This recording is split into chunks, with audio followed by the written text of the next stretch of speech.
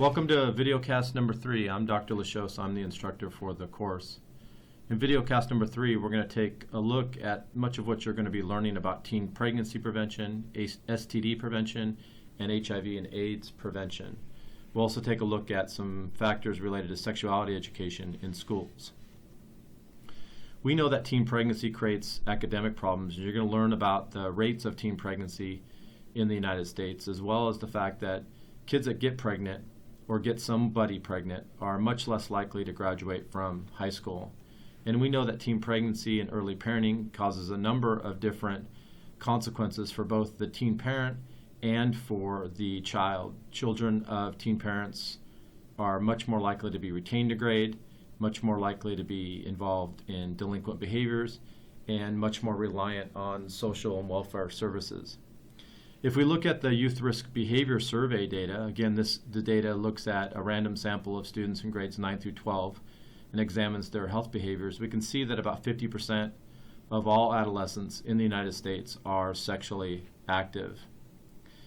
And when we look at the data regarding the age at which most kids are sexually active, you're going to learn in the module that, again, about 50% of kids are not sexually active, but most kids begin their first sexual experience around 14, 15 years of age, and many kids begin their first time having sex at around 11 or 12 years of age.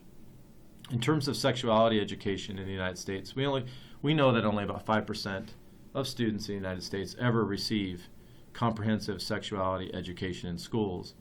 And if schools do it, typically they only do it for one unit or one day. There's typically not an evidence-based curriculum implemented.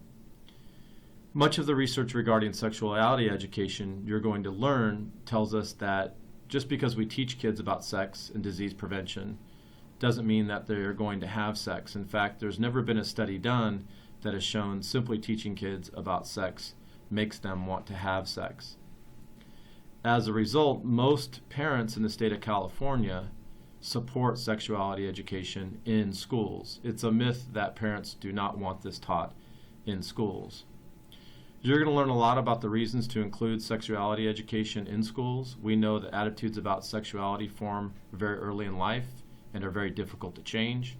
We also know that factual information and skills presented very early on can help kids make good decisions. One of the constant themes we've had in this class is that knowledge doesn't necessarily change behavior, and our sexuality education and disease prevention education needs to focus on giving kids skills that they can use when they're faced with a situation.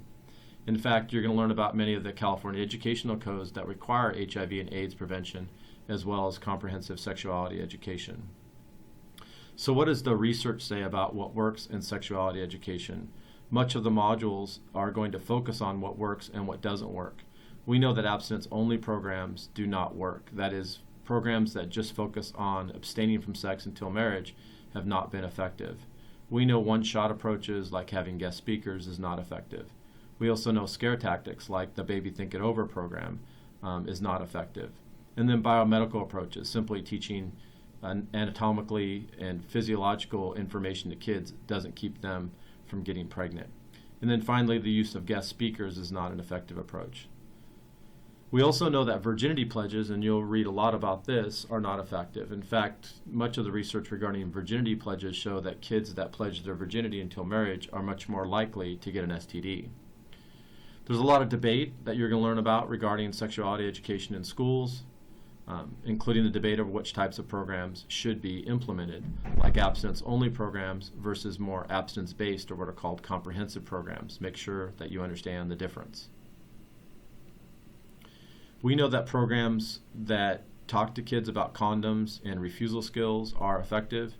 We also know programs that emphasize abstinence from sexual intercourse are effective. We need to give the kids skills to use birth control and focus on skills rather than knowledge. So, for example, refusal skills. We also need to give kids information on how to make good decisions and how to communicate assertively. And then finally, following Ed Code, we need to give kids information on how they can communicate with their parents. We also know that there is a difference between preventing teen pregnancy and STD and reducing it. Abstinence from oral, anal, or vaginal intercourse is the only 100% way to prevent pregnancy or STD infections. However, condoms can effectively reduce but not eliminate the risk of getting pregnant or getting an STD. The efficacy rate for condoms is around 95%. However, the youth efficacy, that is how we use condoms, reduces the effectiveness.